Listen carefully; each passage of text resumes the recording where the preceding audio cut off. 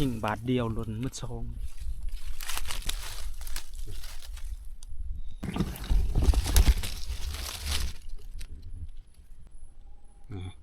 มันเลย2 ตัวเจออยู่บ่เจอช่องเทือมันนี่เจอหมูอันใดเลยยางไปเลยมันจึงอยู่ในแคมทางเอาเลยเห็นมันตื่นกึบไปกึบมันแล่นลงเหวคอยก็ย่างไปเจาะมากระบอกย่างไปเจาะมากระบอกกกนั้นบัวในหินมันเข่าแล้วเขาก็ลบมาเบิดมันพออีกบอลเก่าคันช่องว่านึงจากทางไป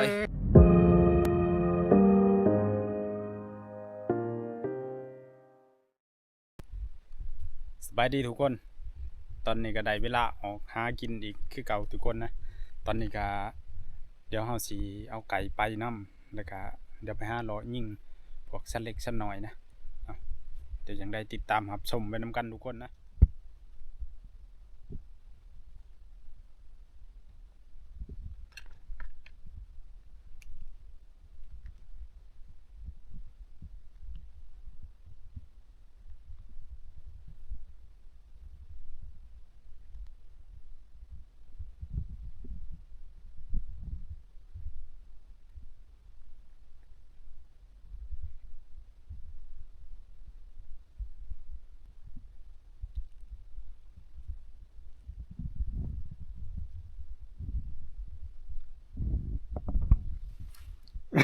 โอ้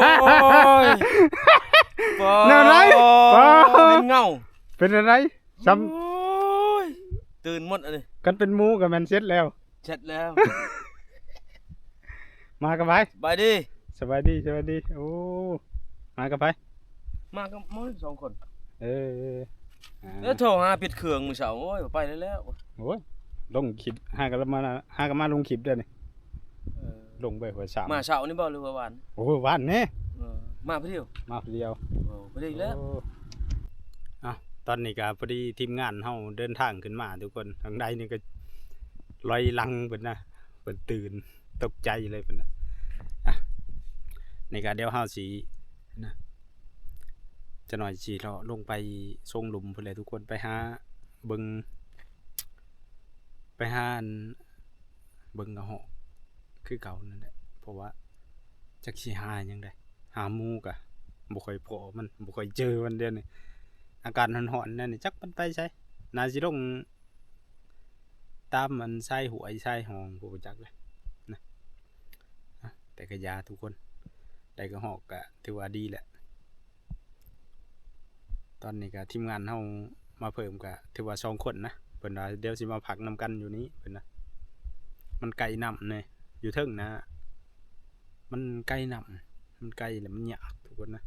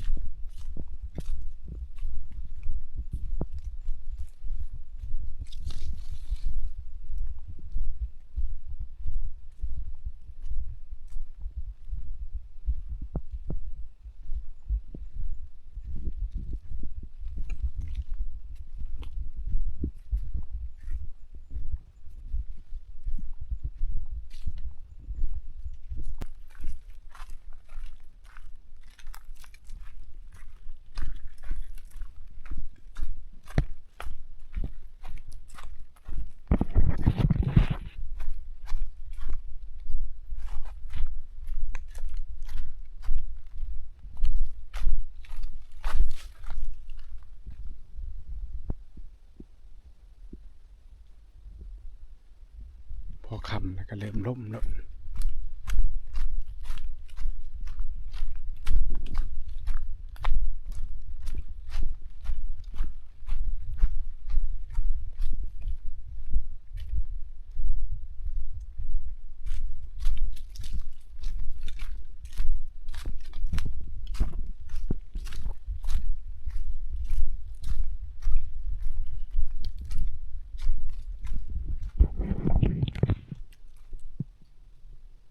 กกระบอกกกนี่แหละหมูมักเข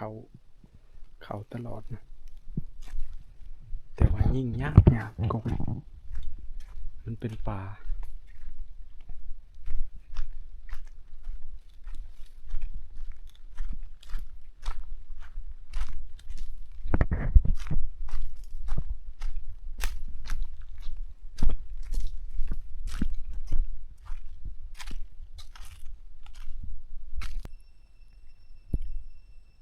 รอบแรกนี่กระหอกบ่อยเขาทุกคนนะอันนี้บ่มีจักโตเลยมื้อเช้านี้ปอขนาดเลยไปเดี๋ยวเราเดินทางไปหาเลาะนะบัดนี้ตอนนี้ก็เริ่มมืดแล้วพอเริ่มมืดแล้วก็ล่มก็เริ่มมาแล้วได้ขนาดเลยทุกคนนะเดี๋ยวเราเลาะกลับไปบางอนาเก่าเฮาทุกคนบางเก่าที่เฮาเคยอยู่นะเดี๋ยวสิไปเอาเงินพวกอุปกรณ์ยังว่าสิเป็นกระตุกหรือว่าแนวใส่น้ำใส่ไหนนะเอาไว้กิน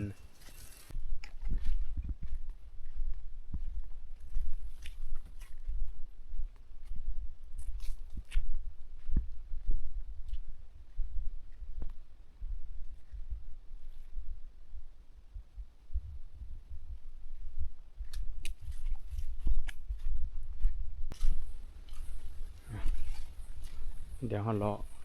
ไปตามตูอีกนะเดี๋ยวไปบอลอยู่เก่าเฮาทุกคนนะ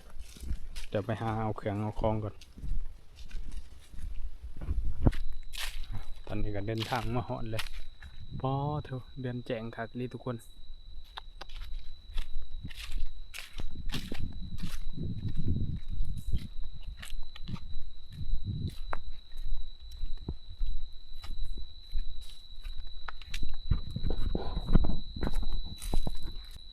มาหอดแล้วก็เดี๋ยวสีเอาเงินลกเอาเงินพวกเครื่องปลูกไปนำนั่นทุกคนเพราะว่าอยู่นี่นะเขาขึ้นสิบ่ได้มาอยู่แล้วเพราะว่าหนำมันบ่มีนะหนำมืดเลยเดี๋ยวพักนี่ก็เหี่ยวหมดเลยเดี๋ยวเราไปปลูกวางไหม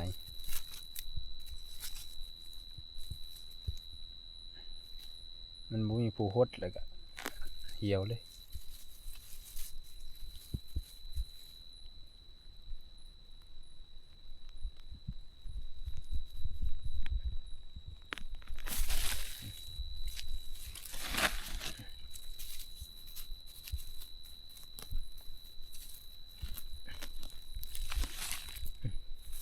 ลกไปหมดเลยนะ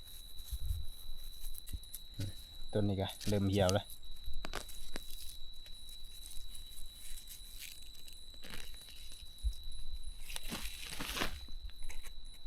เอาไปหมดเลย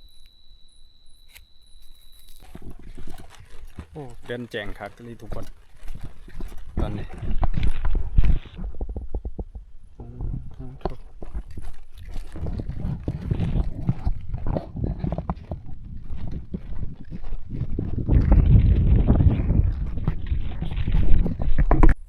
โอ้มาวันนี้เจอบางช่องโตทุกคนแต่ว่าเขายิงหล่นมันซองเลยนะตกมันซองเลย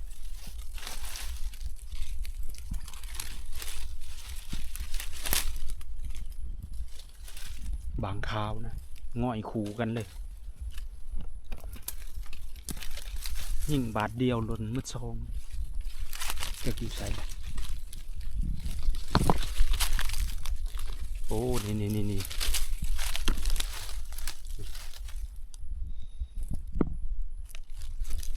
ีกตัวหนึ่งจะกิ้วใส่ตกพร้อมกันเลยทุกคนสองตัวนะ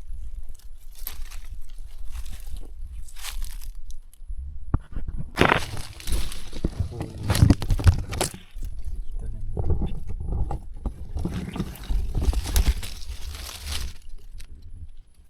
มาเป็นขู่เลยนะ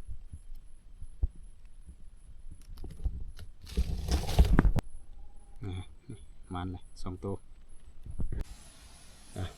นี่นะได้บางสองตัวนี่แหละเดี๋ยวเราจะเอาพักนี่ไปปลูก ผักนี่เฮาลกมาเสียดายนะคันป่าไว้กะจะไปปลูกอยู่แคมป์นำพุ่นแหละนี่เดี๋ยวเฮาปลูกไว้แคมป์นำเลยนะดินในนี้มันสุ่มๆนี่เฮาปลูกไว้นี้เลยบ่ยากคดนะถ้าปลูกใกล้นำก็บางทีเฮาบ่ค่อยได้มา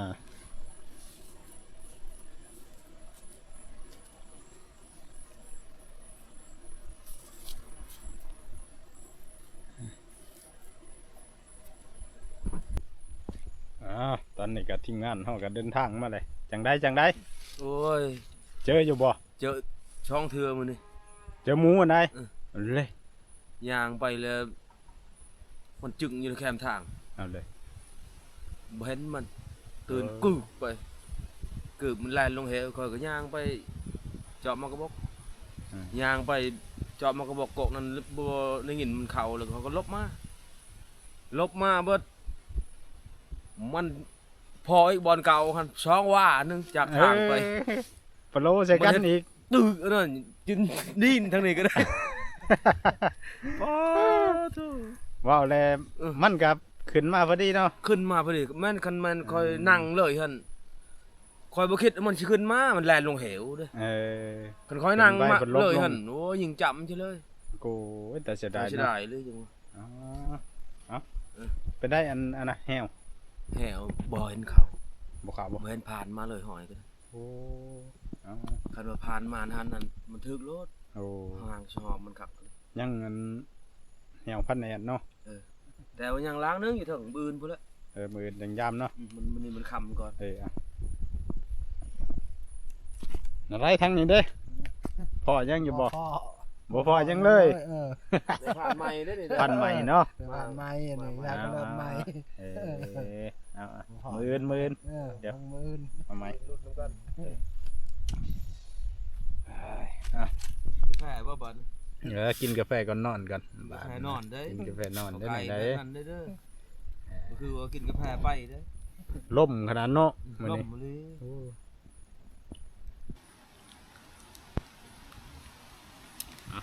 กินกาแฟก่อนนอนนะบ่แม่นว่ากินกาแฟแล้วไปหาเลาะนะ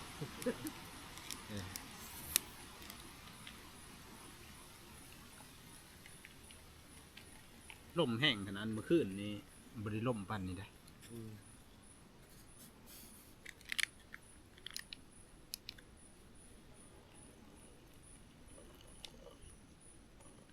สงสัยเป็นน้ำพันกระสอบเพิ่นมานี่เป็นเอาลมมานำ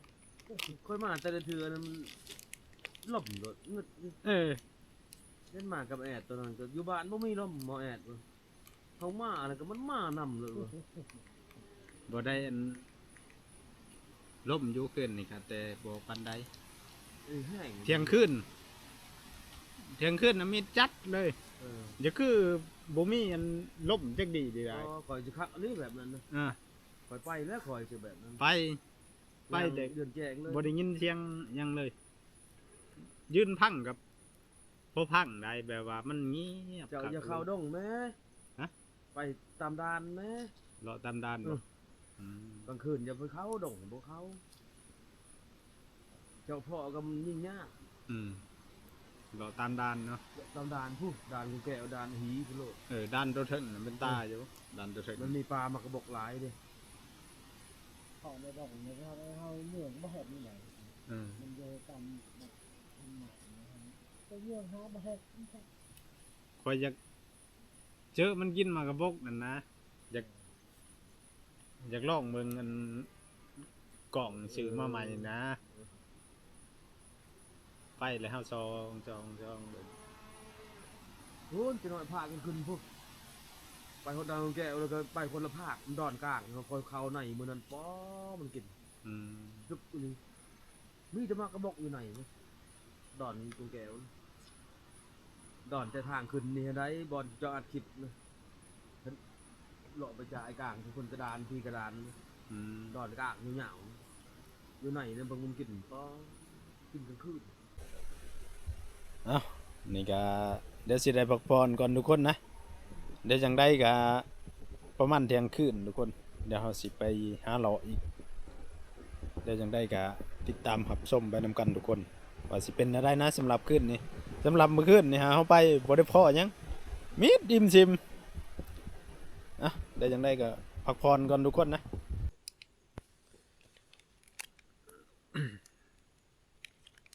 สบายดีอีกเทื่อนึงทุกคนนะตอนนี้ก็เป็นเวลาตี 1ทุกคนแต่ว่าบางได้นี่ลมแห้งเลยแต่พอตกเที่ยงคืนมาเลยหรือว่าฮอดตี 1นะลมมันก็เริ่มสงัดไปเลยทุกคนนะถึงเวลาเลยเดี๋ยวสิได้ออกไปหาเลาะฟังเสียงหรือว่าเลาะตามด้านนะเลาะตามด้านแล้วก็เลาะไปใส่โซงโกกระบกนำมื้อนี้นะเดี๋ยวไปเบิ่งน้ำกันทุกคนขึ้นจำว่าขึ้นที่2ขึ้นที่3เลยได้ยังบ่พอยังอยู่เดี๋ยวลองเบิ่งมื้อนี้กัน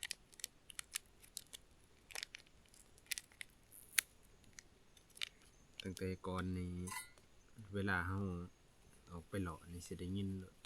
เสียงหมูมันหย่ำมากระบกนะแต่ช่วงหลังนี่บ่เจอเลย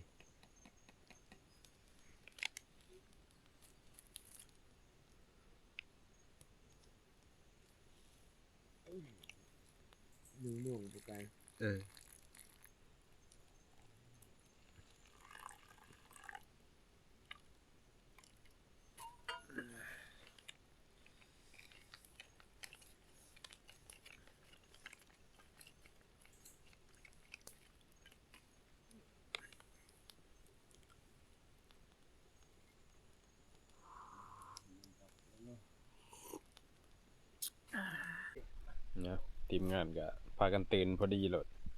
กินเดินก็หำเลย ทำกันแล้วเนาะ โอ้ แม่นเลยก่อน กินข้าวแหล่งเดินเด้ ก่อนออกไปเลาะกินแล้วก็พากันออกไปหาเลาะนะตอนนี้เป็นเวลาตี 1แล้วทุกคน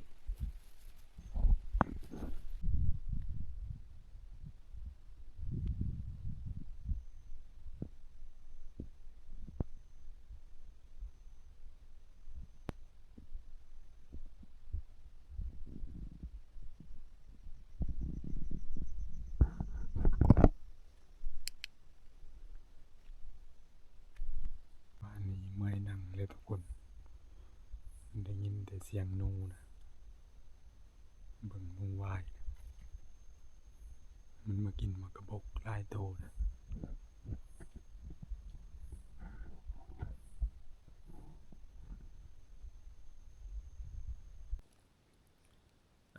ตอนนี้ก็เราเดินทางขึ้นมาอยู่ด้านนี่ทุกคนนะเพราะว่าลงไปแล้วก็นั่งในหันก็โอ้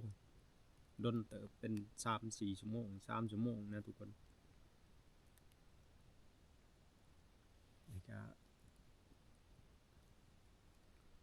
เลาะไปเลาะมาก็บ่ได้พอหยังพอตั้งแต่หนูวายช่วงนี้หนูวายกินหมากกระบกทุกคนขนาดเลยแบบเฮาปิดไฟนะครับปิดไฟแล้วก็เฮานั่งฟังนะคร่าวๆหนึงก๊อดมันกินหมากกระบกนะแต่ว่าบัดพอเฮาเปิดปั๊บนะเปิดไฟนะมันก็หยุดเลยได้ แต่ว่าหายิงง่ายกันยิงหนูวายนะเดี๋ยวมื้อหน้าก่อนตอนนี้มันใกล้จะแจ้งแล้วตอนนี้เป็นเวลาอัน4 โมงปลายเลยทุกคนนะเพราะว่าเฮาไปนะก็ตอนตี 1แล้วก็ไปเลยลงไปก็บ่ได้พอหยังเลยว่าไปนั่งฟังนั้นหมูมันกินหมากกระบกนั่นนะมันสิเสียงดังเป๊กแต่ก็บ่ได้ยินแล้วก็ได้ยินแต่เสียงหนูวายนะคร่าวๆอย่างแต่ว่ามีก๊กหนึ่งนะในระหว่างที่เฮานั่งอยู่มันนั้นหนูวายนะทั้งหนูวายหนูแดงนะรวมกันนะประมาณ7 ตัวเท่าที่เฮาเจอนะเฉพาะก๊กเดียวนะถ้าเกิดว่าอันนั้นไปยิงก็ได้นะแต่นี่เฮาบ่ได้ไปเฮาบ่ได้เอาไปนะเอาแต่เส้นใหญ่ไปเส้นน้อยเฮาไปชื่อไปนะเดี๋ยวจะหน่อยส่วง ประมาณก่อนแจ้งนั่นแหละทุกคนประมาณ5 โมงช่วงนี้มันนั่นแจ้งนะ5 โมงนี่ยังบ่แจ้งอยู่ ประมาณ5 โมงแล้วเฮาจังสิลงไปนั่งเพิกอยู่หันเลยเพิกพอกันกระหอกมันมากินมากระบกนะแต่มื้อวานนี้ก็ได้อยู่ได้2 ตัวนะก็ถือว่าสาเนี่ยจังหน่อยแหละแล้วก็ยิ่งบ่ทันนำมันเข้ามานะโอ้เอาได้จังได๋ก็คลิปนี้วิดีโอนี่ก็สิจบเพียงส่ำนี้ทุกคนเดี๋ยวจังได้เจอกันในคลิปวิดีโอต่อไปหรือว่าติดตามกันในคลิปวิดีโอต่อไปนะสำหรับคลิปนี้ก็บ๊ายบายทุกคน